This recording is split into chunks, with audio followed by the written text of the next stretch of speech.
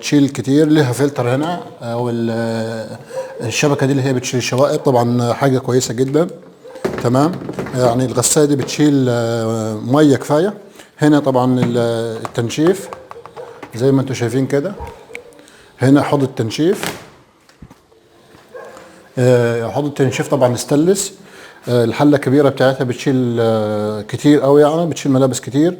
طبعا انت لما بتيجي تغسل بتحط الابيض في الالوان، بعد كده بتنشف. طبعا الدوره بتاعتها بتشتغل من هنا كده، بتخلي دي كده على الملابس، بتقفل دي.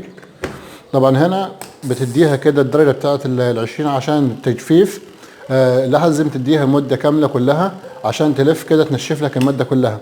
طبعا هنا زي ما انتم شايفين ده زر التحويل، زر تحويل الميه. تمام.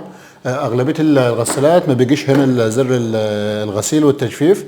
هنا لو انت مثلا عاوز تجفف هتجيبها هنا، لو عاوز تغسل غسيل هتخليها هنا.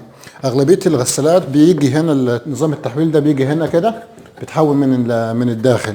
تمام.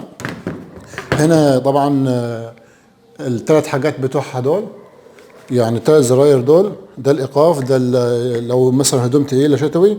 هنا الغسيل هتلف دي كده.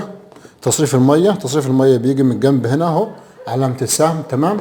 هنا ايقاف الغسيل، هنا الشطف. تمام. يعني ليها مميزات كتير حلوه.